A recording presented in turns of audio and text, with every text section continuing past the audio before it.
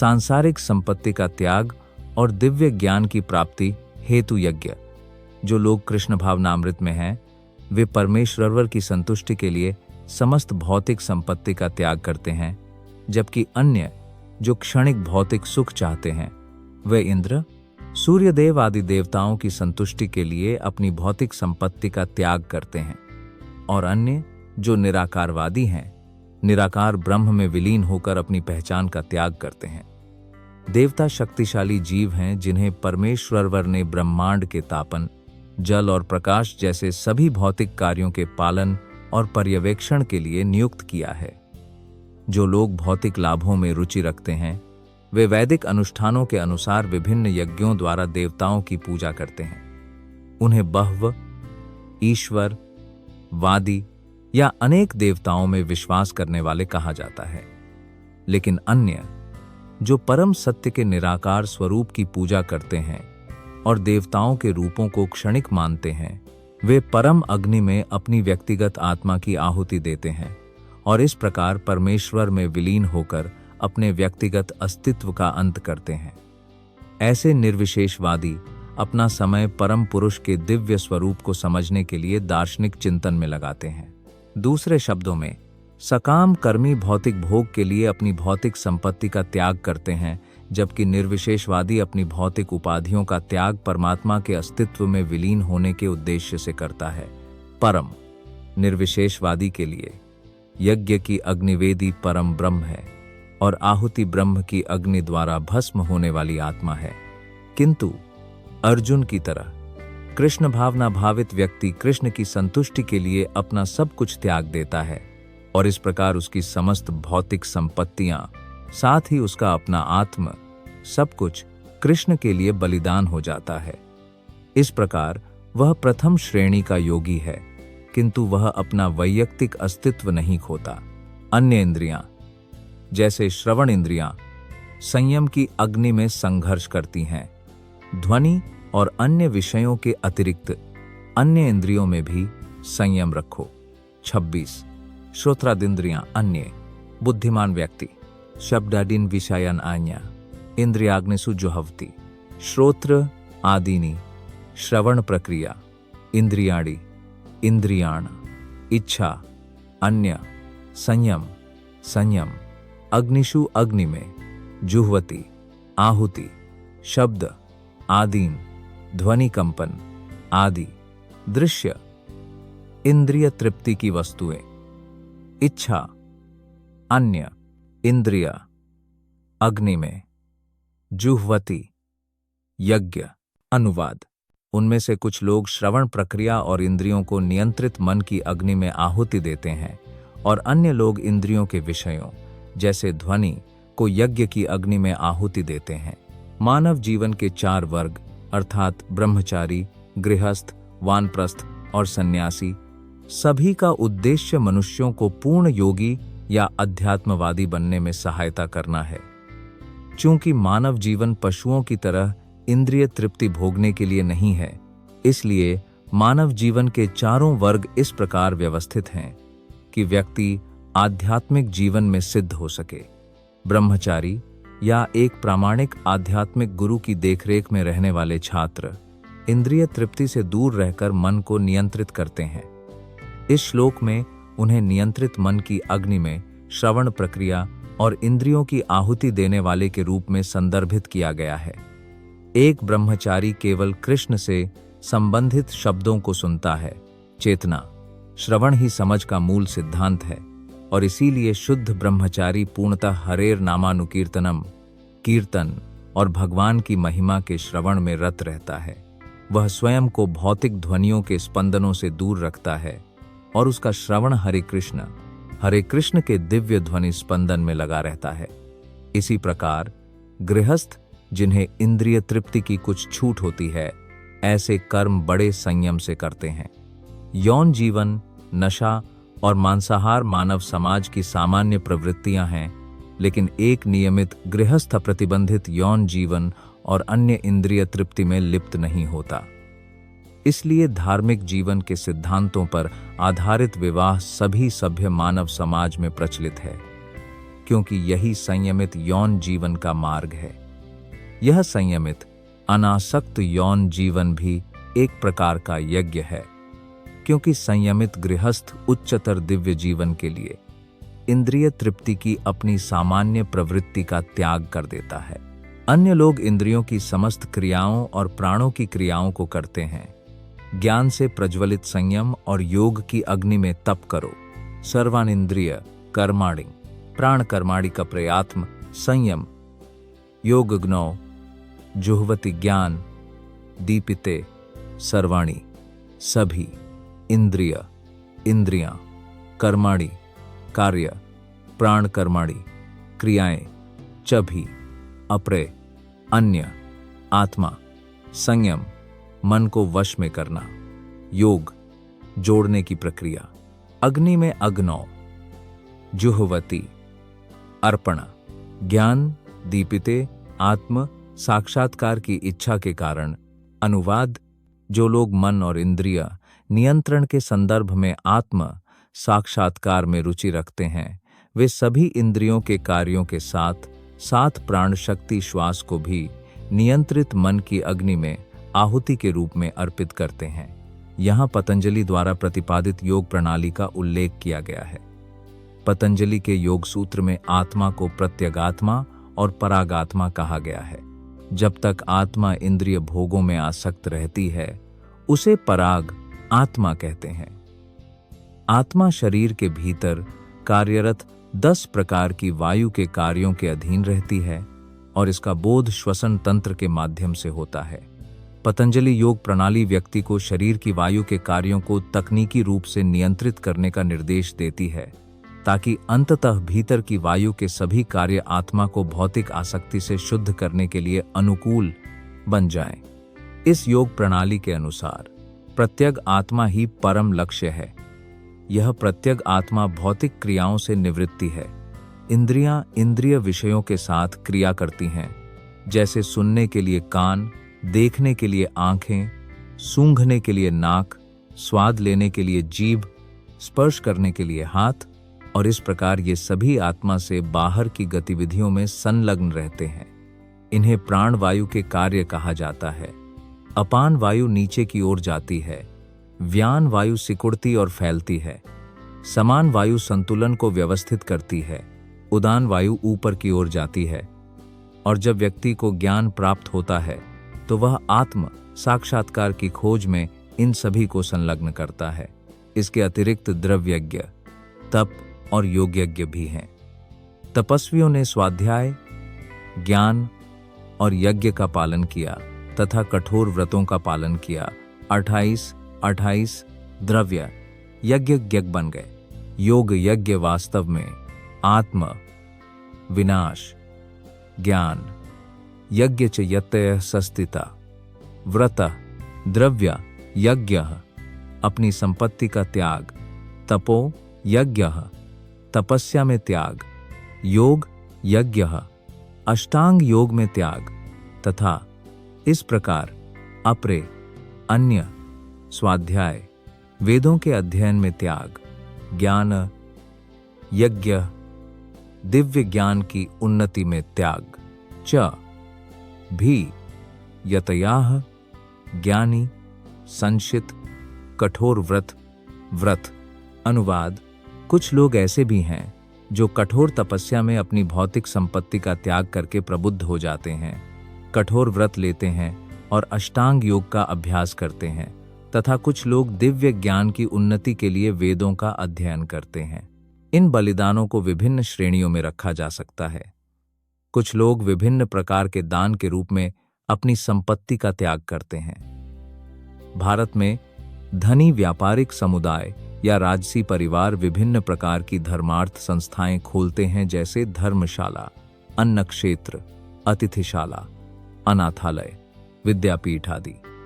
अन्य देशों में भी कई अस्पताल, वृद्धाश्रम और इसी तरह की धर्मार्थ संस्थाएं हैं जिनका उद्देश्य गरीबों को मुफ्त भोजन, शिक्षा और चिकित्सा प्रदान करना है। इन सभी धर्मार्थ गतिविधियों को द्रव्यमय यज्ञ कहा जाता है। कुछ अन्य लोग जीवन में उच्च उत्थान के लिए या ब्रह्मांड में उच्चतर ग्रहों की प्राप्ति के लिए स्वेच्छा से कई प्रकार की तपस्याएं जैसे चंद्रयान और चतुर्मास से स्वीकार करते हैं। इन प्रक्रियाओं में कुछ कठोर नियमों के तहत जीवन जीने की कठोर प्रतिज्ञाएं शामिल होती हैं। उदाहरण के लिए चातुर्मास्य व्रत के अंतर्गत अभ्यर्थी वर्ष के 4 महीनों जुलाई से अक्टूबर तक दाढ़ी नहीं बनाता, वह कुछ खाद्य पदार्थ नहीं खाता, दिन में 2 बार भोजन नहीं करता और घर से बाहर नहीं निकलता। जीवन के सुखों के ऐसे त्याग को तपोमय यज्ञ कहते हैं। कुछ अन्य लोग विभिन्न प्रकार के रहस्यवादी योगों जैसे पतंजलि प्रणाली परम सत्ता में विलीन होने के लिए या हठ योग या अष्टांग योग विशेष सिद्धियों के लिए में स्वयं को संलग्न करते हैं, और कुछ लोग सभी पवित्र तीर्थ स्थानों की यात्रा करते हैं। इन सभी प्रथाओं को योग यज्ञ कहा जाता है। भौतिक संसार में एक निश्चित प्रकार की सिद्धि के लिए बलिदान। कुछ अन्य लोग विभिन्न वैदिक साहित्य, विशेष रूप से उपनिषदों और वेदांत सूत्रों या सांख्य दर्शन के अध्ययन में स्वयं को संलग्न करते हैं। इन सभी को स्वाध्याय यज्ञ या अध्ययन यज्ञ में संलग्न होना कहा जाता है। ये सभी योगी श्रद्धापूर्वक विभिन्न प्रकार के यज्ञों में संलग्न रहते हैं और उच्चतर जीवन पद की प्राप्ति की कामना करते हैं। हालांकि कृष्ण भावनामृत इनसे भिन्न है, क्योंकि यह परमेश्वर की प्रत्यक्ष सेवा है। कृष्ण भावनामृत उपर्युक्त किसी भी प्रकार के यज्ञ से प्राप्त नहीं किया जा सकता, बल्कि केवल भगवान और उनके प्रामाणिक भक्त की कृपा से ही प्राप्त किया जा सकता है। इसलिए कृष्ण भावनामृत दिव्य है। कुछ लोग कहते हैं कि प्राण ही प्राण है और प्राण ही प्राण है। उन्होंने सांस लेना और लेना बंद कर दिया और सांस लेने के व्यायाम में लीन हो गए। कुछ लोग जो नियमित रूप से खाते हैं अपने प्राणों के लिए अपने प्राणों का बलिदान कर देते हैं। अपाने युवति प्राण प्राणे पानम तथा परे प्राणापान गतिरुद्ध्वा प्राणायाम परायणः अपरे नियताहारः प्राणान प्राणेषु युह्वति। अपाने वायु जो नीचे की ओर कार्य करती है, जुह्वति अर्पण करती है, प्रापम वायु जो बाहर की ओर कार्य करती है, प्राणे वायु में बाहर की ओर जाने वाली, अपानम वायु नीचे की ओर जाने वाली, तथा भी अपारे अन्य प्राणवायु बाहर की ओर जाने वाली, अपान वायु नीचे की ओर जाने वाली, गति गति रुद्ध्वा रोकना, प्राणायाम सारी श्वास रोककर प्रेरित समाधि, परायणा इस प्रकार प्रवृत्त, अपारे अन्य नियत नियंत्रित, आहार खाना, प्राणान बाहर जाने वाली वायु, प्रापेसु बाहर जाने वाली वायु में, जुह्वति आहुति। अनुवाद। और कुछ लोग तो ऐसे भी हैं जो समाधि में रहने के लिए श्वास निरोध की प्रक्रिया अपनाते हैं और वे बाहर जाने वाली श्वास को अंदर आने वाली श्वास में और अंदर आने वाली श्वास को बाहर जाने वाली श्वास में रोकने का अभ्यास करते हैं और इस प्रकार अंततः सभी श्वासों को रोककर समाधि में रहते हैं। उनमें से कुछ लोग भोजन की प्रक्रिया को कम करके बाहर जाने वाली श्वास को स्वयं में ही आहुति के रूप में अर्पित कर देते हैं। श्वास प्रक्रिया को नियंत्रित करने की इस योग प्रणाली को प्राणायाम कहा जाता है और शुरुआत में हठयोग प्रणाली में विभिन्न आसनों के माध्यम से इसका अभ्यास किया जाता है। ये सभी प्रक्रियाएं इंद्रियों को नियंत्रित करने और आध्यात्मिक अनुभूति में प्रगति के लिए अनुशंसित हैं। इस अभ्यास में शरीर के भीतर वायु को नियंत्रित करना शामिल है ताकि विपरीत दिशाओं में एक साथ मार्ग सुनिश्चित हो सके। अपान वायु नीचे की ओर जाती है और प्राण वायु ऊपर की ओर जाती है। प्राणायाम योगी विपरीत दिशा में श्वास लेने का अभ्यास तब तक करते हैं जब तक कि धाराएं पूरक संतुलन में ना आ जाएं। इसी प्रकार जब प्रश्वसन को प्रश्वसन में अर्पित किया जाता है तो इसे रेचक कहते हैं। जब दोनों वायु धाराएं पूरी तरह से रुक जाती हैं तो इसे कुंभक योग कहते हैं। कुंभक योग के अभ्यास से योगी जीवन की अवधि को कई वर्षों तक बढ़ा देते हैं। तथापि कृष्ण भावना भावित व्यक्ति सदैव भगवान की दिव्य प्रेमा भक्ति में स्थित रहकर स्वतः ही इंद्रियों का नियंत्रक बन जाता है। उसकी इंद्रियां सदैव भगवान की दिव्य प्रेमा भक्ति में संलग्न रहती हैं। कृष्ण की सेवा में लगे रहने वाले व्यक्ति के पास अन्यथा संलग्न होने का कोई अवसर नहीं होता। अतः जीवन के अंत में वह स्वाभाविक रूप से भगवान कृष्ण के दिव्य स्तर पर स्थानांतरित हो जाता है। फलस्वरूप वह अपनी आयु बढ़ाने का कोई प्रयास नहीं करता। वह तुरंत मुक्ति के स्तर पर पहुंच जाता है। कृष्ण भावना भावित व्यक्ति दिव्य अवस्था से आरंभ करता है और वह निरंतर उसी चेतना में रहता है। अतः उसका पतन नहीं होता और अंततः वह बिना विलंब के भगवान के धाम में प्रवेश कर जाता है। जब व्यक्ति केवल कृष्ण प्रसाद या वह भोजन खाता है जो पहले भगवान को अर्पित किया जाता है, तो कम खाने का अभ्यास स्वतः ही हो जाता है। खाने की प्रक्रिया को कम करना इंद्रिय संयम के मामले में बहुत सहायक है और इंद्रिय संयम के बिना भवबंधन से छूटने की कोई संभावना नहीं है। ये सभी मनुष्य यज्ञ में निपुण हैं और यज्ञ द्वारा अपने पापों से शुद्ध हो चुके हैं। जो लोग यज्ञ से बचे हुए अमृत का सेवन करते हैं वे सनातन ब्रह्म को प्राप्त होते हैं। सर्वे पीयते याज्ञविदो याज्ञक्षपिता कालमशय यज्ञ शिष्टामृत भुजो यान्ति ब्रह्म सनातनम। सर्वे सब अपि यद्यपि भिन्न प्रतीत होते हुए भी एते ये सब यज्ञ विदः कार्य करने के उद्देश्य से परिचित, यज्ञ क्षपिता कार्यों के फल से शुद्ध होना, कल्मषाः पाप कर्म, यज्ञ शिष्टा यज्ञों के फलस्वरूप, अमृत भुज जिन्होंने ऐसे अमृत का आस्वादन कर लिया है, यान्ति करो ब्रह्म परम सनातनम शाश्वत वातावरण।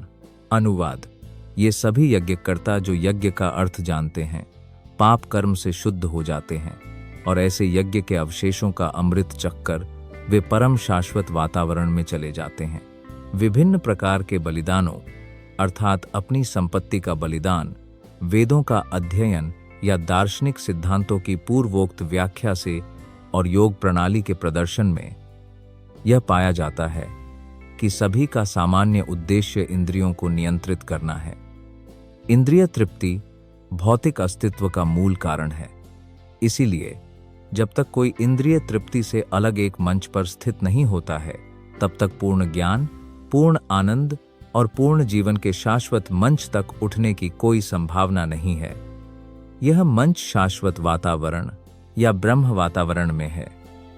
उपर्युक्त सभी यज्ञ व्यक्ति को भौतिक अस्तित्व के पापमय फलों से शुद्ध होने में मदद करते हैं। जीवन में इस उन्नति से व्यक्ति न केवल इस जीवन में सुखी और ऐश्वर्यशाली बनता है, बल्कि अंत में वह भगवान के शाश्वत धाम में प्रवेश करता है, या तो निराकार ब्रह्म में विलीन हो जाता है या भगवान कृष्ण के साथ जुड़ जाता है। हे कुरुश्रेष्ठ, यज्ञ के लिए कोई संसार नहीं है। और क्या है? नयम लोकोष्टि अयाजनस्य कुटोन्याह कुरु सत्तामा, न कभी नहीं। अयम यह है, लोकः लोक, अस्ति है, अयज्ञस्य मूर्खों का, कुतः कहाँ है, अन्य है दूसरा, कुरु सत्तम, हे कुरुओं में श्रेष्ठ।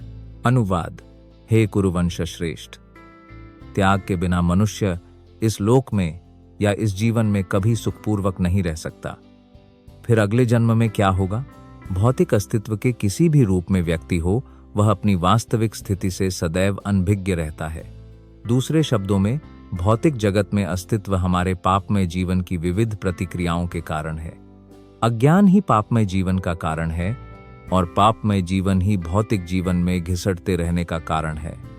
मानव जीवन ही एकमात्र ऐसा मार्ग है जिसके द्वारा व्यक्ति इस उलझन से मुक्त हो सकता है।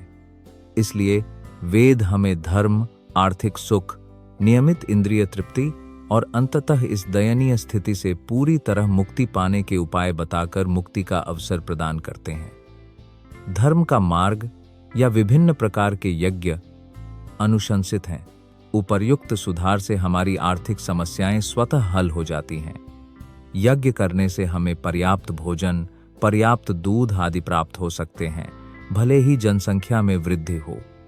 जब शरीर की तृप्ति पूर्ण हो जाती है तो स्वाभाविक रूप से अगला चरण इंद्रियों की तृप्ति का होता है। इसलिए वेदों में नियमित इंद्रिय तृप्ति के लिए पवित्र विवाह का विधान है। इससे व्यक्ति धीरे धीरे भवबंधन से मुक्ति के स्तर तक पहुंच जाता है और मुक्त जीवन की सर्वोच्च सिद्धि परमेश्वर की संगति है। जैसा कि ऊपर वर्णित है, यज्ञ करने से सिद्धि प्राप्त होती है। अब यदि कोई व्यक्ति वेदों के अनुसार यज्ञ करने के लिए इच्छुक नहीं है तो वह सुखी जीवन की आशा कैसे कर सकता है। विभिन्न स्वर्गलोकों में भौतिक सुखों की विभिन्न श्रेणियां हैं और सभी अवस्थाओं में विभिन्न प्रकार के यज्ञों में लगे व्यक्तियों को अपार सुख मिलता है। किंतु मनुष्य को जो सर्वोच्च सुख प्राप्त हो सकता है वह है कृष्ण भावनामृत के अभ्यास द्वारा आध्यात्मिक लोकों में पदोन्नत होना। अतः कृष्ण भावनामृत का जीवन ही भौतिक अस्तित्व की समस्त समस्याओं का समाधान है। इस प्रकार भगवान की उपस्थिति में अनेक प्रकार के यज्ञ संपन्न हुए। उन सबको तू कर्मजन्य जान और पोट कर्मजन्य जान, ऐसा जानकर तू मुक्त हो जाएगा। एवं विवाह विधा यज्ञ वितत ब्राह्मण मुखे कर्म ज्ञान विद्धितम सर्वान एव ज्ञात्वा विमोक्ष्य से। एवं इस प्रकार बाहुविधा विभिन्न प्रकार के यज्ञाः यज्ञ वित्तता व्यापक वेदों के ब्राह्मण मुखे के सम्मुख कर्म जन कर्म से उत्पन्न विद्धि जान तन उन्हें सर्वान सब एवं इस प्रकार ज्ञात्वा जानकर विमोक्ष से मुक्त है। ये सभी प्रकार के यज्ञ वेदों द्वारा अनुमोदित हैं और ये सभी भिन्न भिन्न प्रकार के कर्मों से उत्पन्न होते हैं। इन्हें इस प्रकार जानकर तुम मुक्त हो जाओगे जैसा कि ऊपर चर्चा की गई है। वेदों में विभिन्न प्रकार के कर्मकारों के अनुरूप विभिन्न प्रकार के यज्ञों का उल्लेख किया गया है। क्योंकि मनुष्य इतने गहरे रूप से शरीर अवधारणा में लीन होने के कारण ये यज्ञ इस प्रकार व्यवस्थित हैं कि व्यक्ति शरीर मन या बुद्धि से कार्य कर सकता है। किंतु ये सभी यज्ञ अंततः शरीर से मुक्ति पाने के लिए ही अनुशंसित हैं। इसकी पुष्टि भगवान ने स्वयं अपने मुख से की है। हे परंतप, भौतिक वस्तुओं के त्याग से ज्ञान का त्याग श्रेष्ठ है। हे अर्जुन, समस्त कर्म ज्ञान से ही पूर्ण होते हैं। श्रेयान द्रव्यमयाद यज्ञज ज्ञान यज्ञ परंतप सर्वम कर्मखिलम पार्थ ज्ञाने परिसमाप्यते। श्रेयान महान द्रव्यमयात भौतिक संपत्ति के त्याग से भी अधिक, यज्ञात ज्ञान ज्ञान में त्याग, परंतप हे शत्रु को दंड देने वाले, सर्वम सभी कर्म कार्य अखिलम समग्रता में, पार्थ हे पृथापुत्र ज्ञाने ज्ञान में, परिसमाप्यते अंत में। अनुवाद, हे शत्रुओं को दंड देने वाले, ज्ञान यज्ञ भौतिक संपत्ति के यज्ञ से भी महान है। हे पार्थ, कर्मयज्ञ की परिणति दिव्य ज्ञान में होती है। सभी यज्ञों का उद्देश्य पूर्ण ज्ञान की प्राप्ति, तत्पश्चात भौतिक कष्टों से मुक्ति और अंततः परम भगवान कृष्ण भावनामृत की प्रेममय दिव्य सेवा में प्रवृत्त होना है। फिर भी यज्ञ की इन सभी विभिन्न क्रियाओं में एक रहस्य है और मनुष्य को इस रहस्य को जानना चाहिए। यज्ञ कभी कभी कर्ता की विशेष श्रद्धा के अनुसार भिन्न रूप धारण करते हैं। जब किसी की श्रद्धा दिव्य ज्ञान की अवस्था तक पहुंच जाती है तो यज्ञकर्ता को उन लोगों से अधिक उन्नत माना जाना चाहिए जो बिना ज्ञान के केवल भौतिक संपत्ति का त्याग करते हैं, क्योंकि ज्ञान प्राप्ति के बिना यज्ञ भौतिक स्तर पर ही रह जाते हैं और कोई आध्यात्मिक लाभ नहीं देते। वास्तविक ज्ञान की परिणति, कृष्ण भावनामृत दिव्य ज्ञान की सर्वोच्च अवस्था। ज्ञान के उन्नयन के बिना यज्ञ केवल भौतिक कर्म हैं। तथापि जब वे दिव्य ज्ञान के स्तर तक उन्नत हो जाते हैं तो ऐसे सभी कर्म आध्यात्मिक स्तर पर प्रवेश कर जाते हैं। चेतना में अंतर के आधार पर यज्ञीय कर्मों को कभी कर्मकांड अर्थात सकाम कर्म और कभी ज्ञान कांड अर्थात सत्य की खोज में ज्ञान कहा जाता है। जब अंत ज्ञान हो तो वह श्रेष्ठ होता है।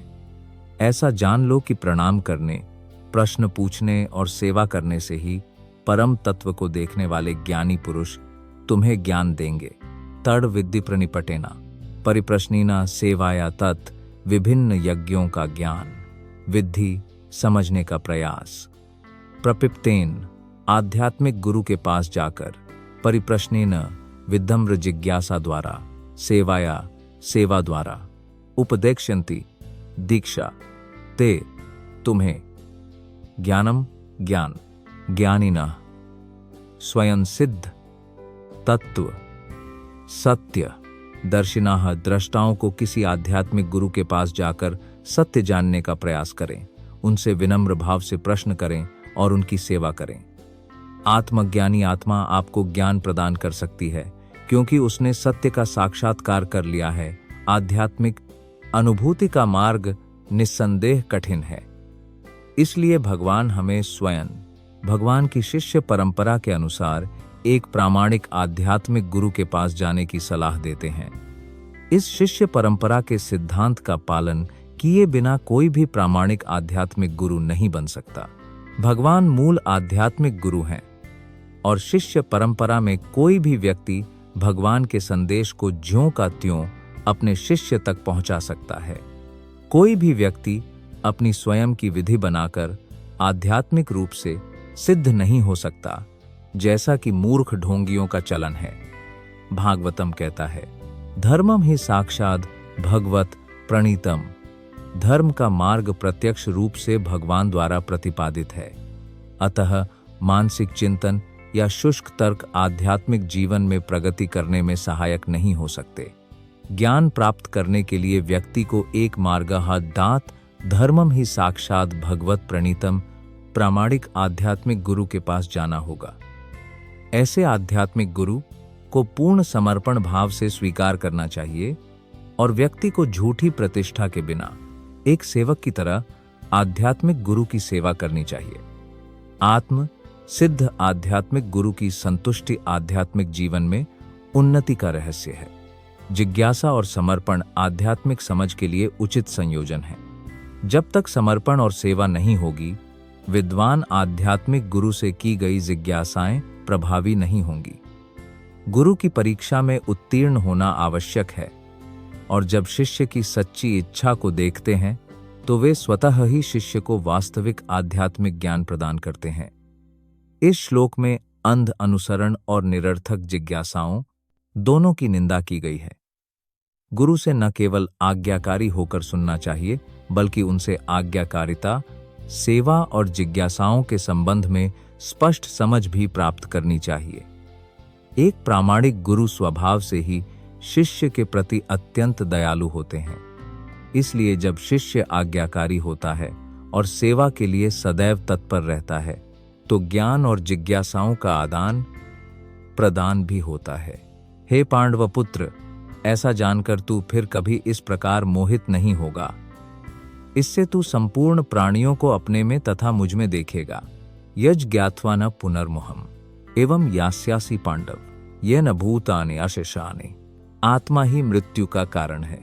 यत् जिसे, ज्ञात्वा जानकर, न कभी नहीं, पुनः फिर, मोहम भ्रम, एवं इस प्रकार, यस्यसि तुम जाओगे, पांडव हे पांडुपुत्र, यैन जिससे, भूतानि सभी जीवों को, अशेषाणि पूर्णतः, द्रक्ष्यसि तुम देखोगे, आत्मानि परमात्मा में, अथो या दूसरे शब्दों में, मई मुझ में।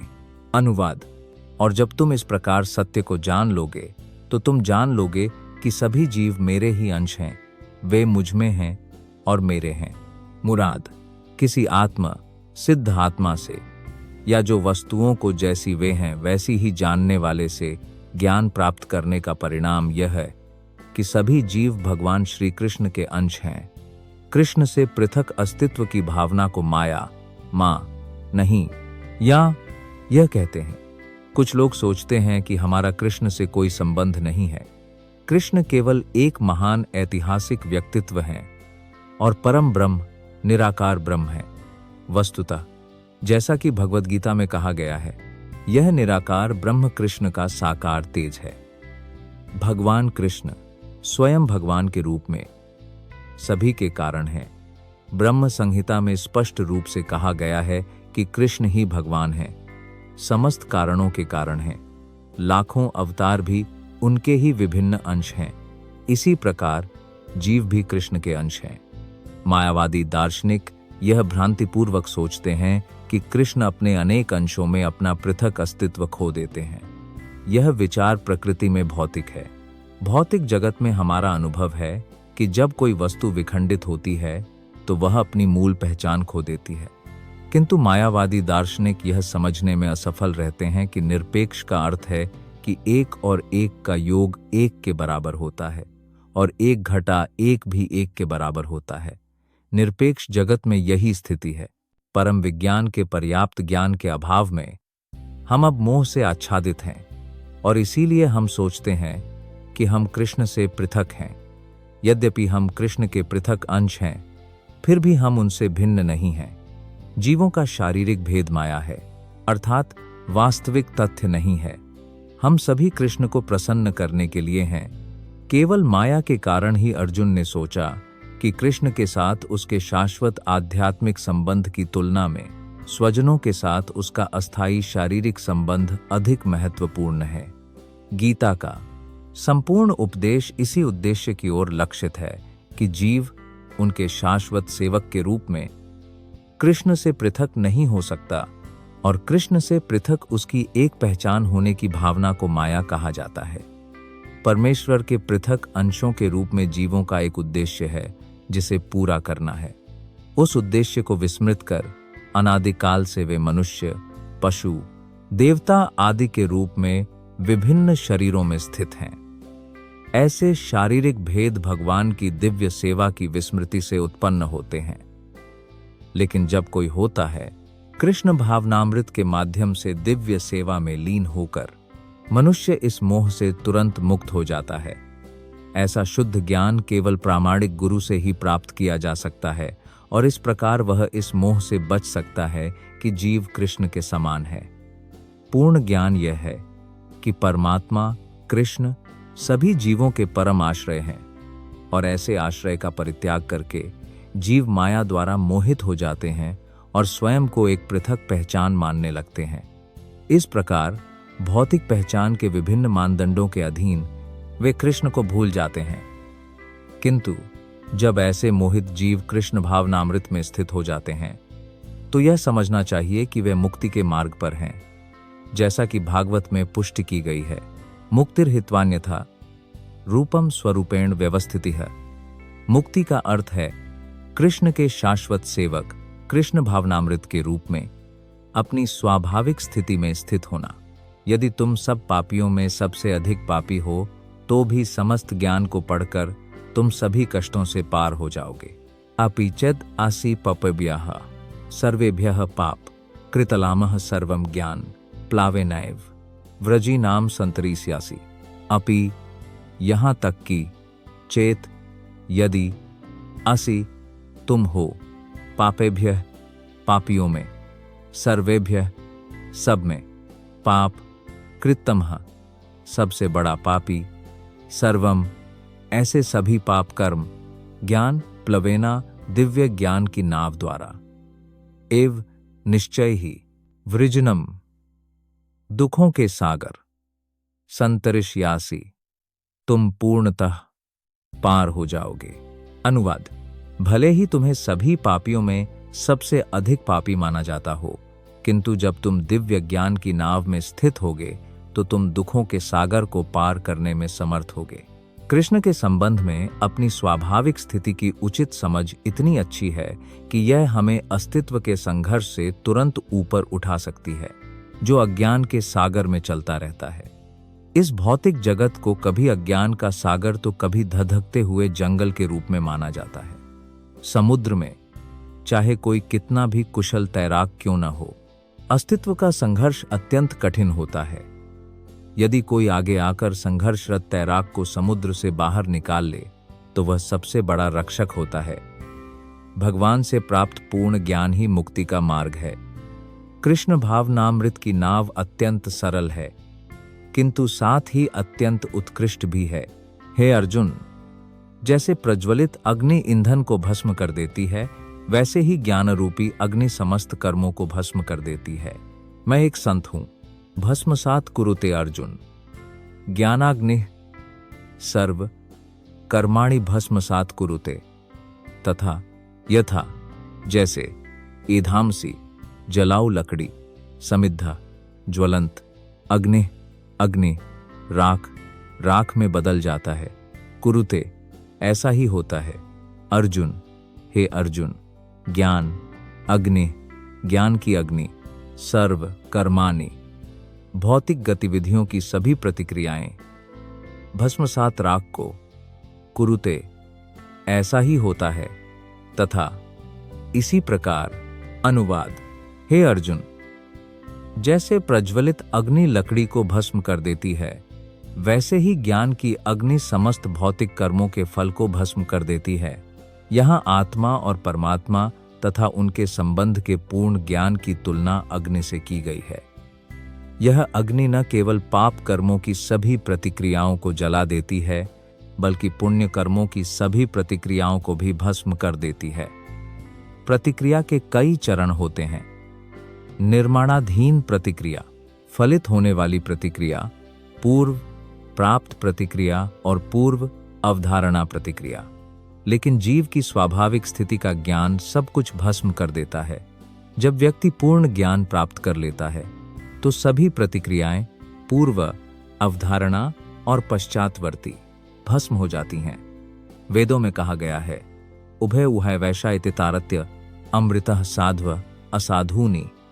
व्यक्ति कर्म के पवित्र और अपवित्र दोनों प्रकार के संबंधों पर विजय प्राप्त कर लेता है।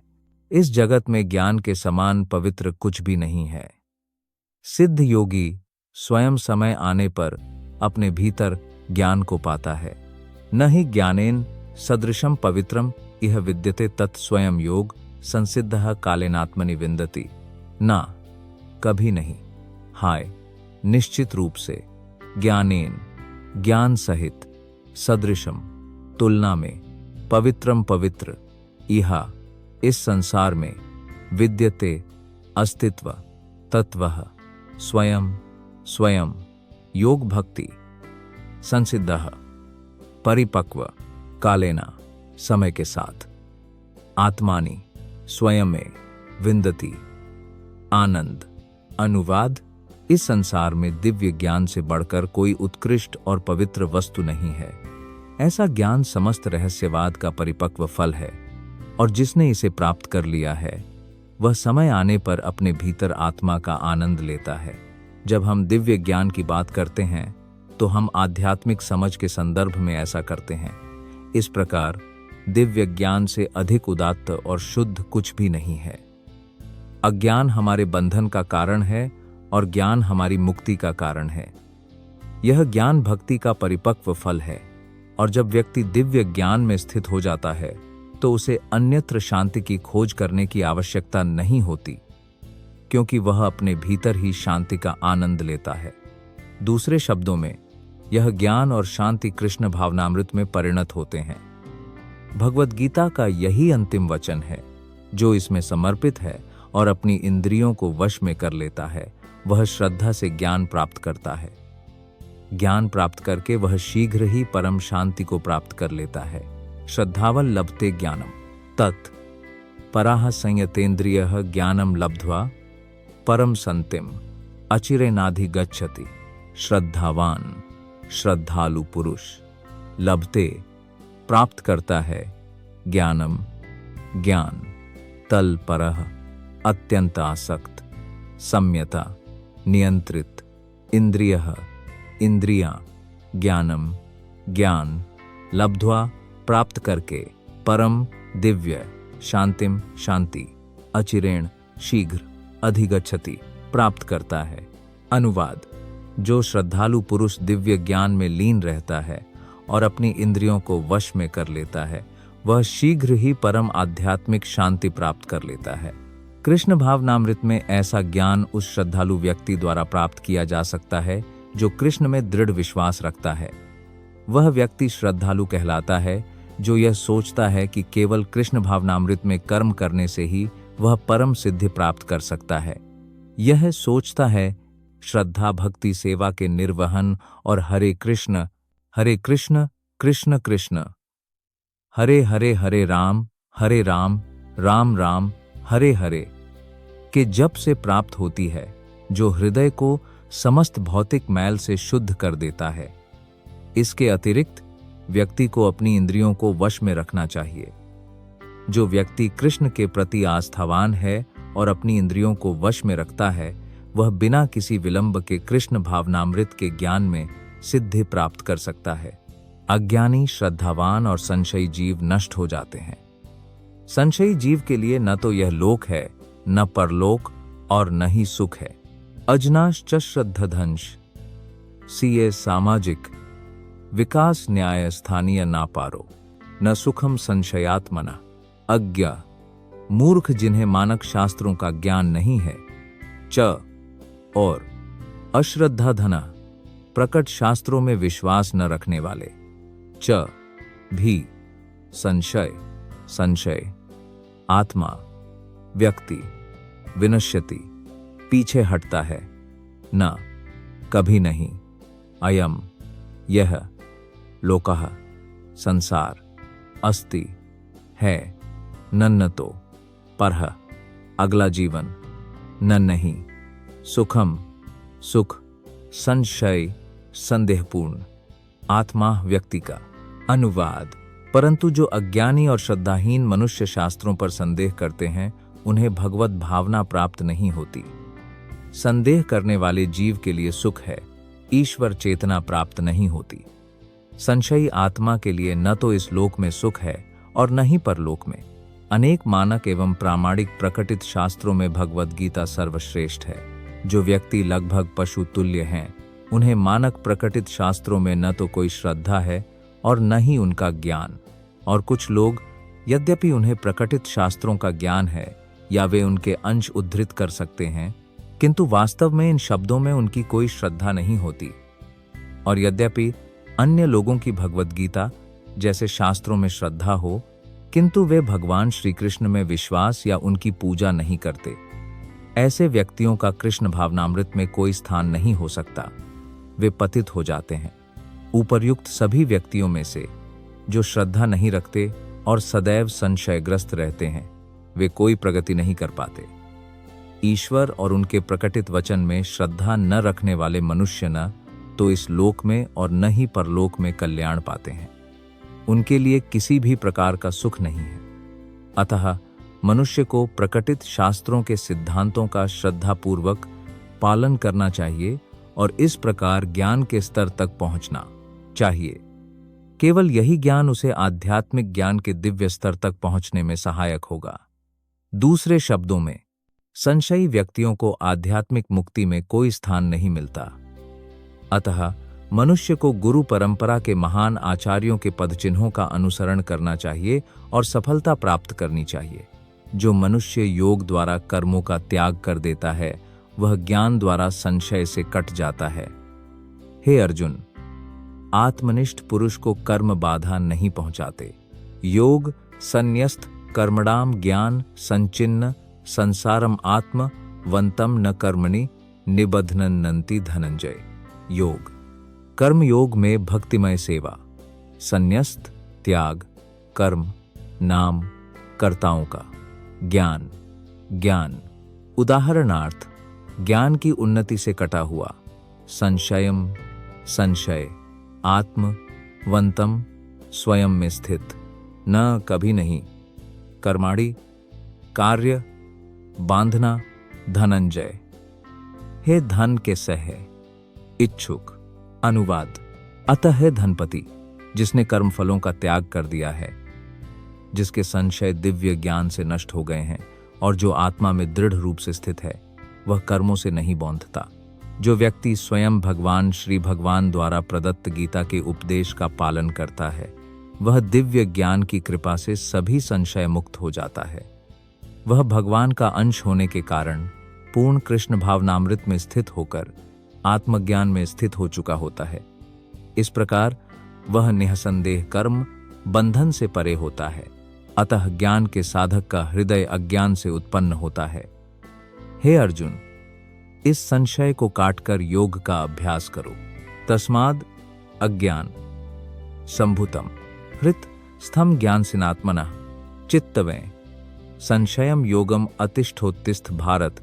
तस्मात् इसलिए अज्ञान संभुतम अज्ञान का परिणाम, हृत स्थम हृदय में स्थित, ज्ञान ज्ञान असिन शस्त्र द्वारा, आत्मान चित्वा काटकर, एनम यह है, संशयम संदेह, योगम योग में, आतिष्ठ स्थित हो, उत्तिष्ठ लड़ने के लिए खड़े हो जाओ, भारत हे भरतवंशी। अनुवाद।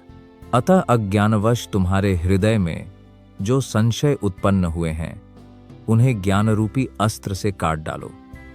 हे भारत, योग से सुसज्जित होकर खड़े हो जाओ और युद्ध करो।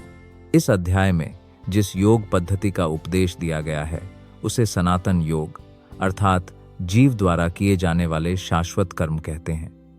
इस योग में यज्ञ कर्मों के दो विभाग हैं, एक को भौतिक संपत्ति का त्याग और दूसरे को आत्मज्ञान, जो शुद्ध आध्यात्मिक कर्म है।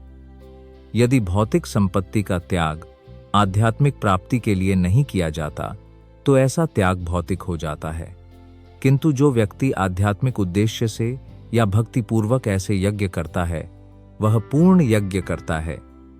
जब हम आध्यात्मिक कर्मों की बात करते हैं, तो हम पाते हैं कि ये भी दो भागों में विभाजित हैं, अर्थात स्वयं की आत्मा या अपनी स्वाभाविक स्थिति का बोध और भगवान के परम पुरुषोत्तम स्वरूप का सत्य। जो व्यक्ति गीता के मार्ग का यथावत अनुसरण करता है, वह आध्यात्मिक ज्ञान के इन दो महत्वपूर्ण विभागों को सरलता से समझ सकता है। उसके लिए भगवान के अंश स्वरूप आत्मा का पूर्ण ज्ञान प्राप्त करने में कोई कठिनाई नहीं होती, और ऐसी समझ ऐसे व्यक्ति के लिए लाभदायक होती है जो भगवान के दिव्य कर्मों को सरलता से समझ लेता है। इस अध्याय के आरंभ में स्वयं भगवान ने भगवान के दिव्य कार्यों की चर्चा की थी।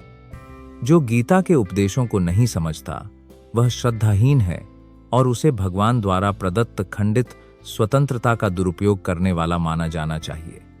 ऐसे उपदेशों के बावजूद जो भगवान के वास्तविक स्वरूप को, जो शाश्वत आनंदमय सर्वज्ञ भगवान है, नहीं समझता, वह निश्चय ही प्रथम श्रेणी का मूर्ख है। कृष्ण भावनामृत के सिद्धांतों को धीरे धीरे स्वीकार करने से अज्ञान दूर हो सकता है। कृष्ण भावनामृत विभिन्न प्रकार के देवताओं के लिए यज्ञों, ब्रह्म के लिए यज्ञ, ब्रह्मचर्य के त्याग, गृहस्थ जीवन में इंद्रियों को वश में करने, योगाभ्यास, तपस्या, भौतिक संपत्ति का त्याग, वेदों का अध्ययन तथा वर्णाश्रम धर्म नामक सामाजिक संस्था में भाग लेने से जागृत होता है। ये सभी यज्ञ कहलाते हैं और ये सभी नियमित कर्म पर आधारित हैं, किंतु इन सभी कार्यों में महत्वपूर्ण कारक आत्म साक्षात्कार है। जो उस उद्देश्य की खोज करता है, वही भगवद गीता का सच्चा विद्यार्थी है। किंतु जो कृष्ण की प्रामाणिकता पर संदेह करता है, वह पीछे हट जाता है। इसलिए व्यक्ति को सलाह दी जाती है कि वह भगवद गीता या किसी अन्य शास्त्र का अध्ययन किसी प्रामाणिक गुरु के अधीन सेवा और समर्पण के साथ करे।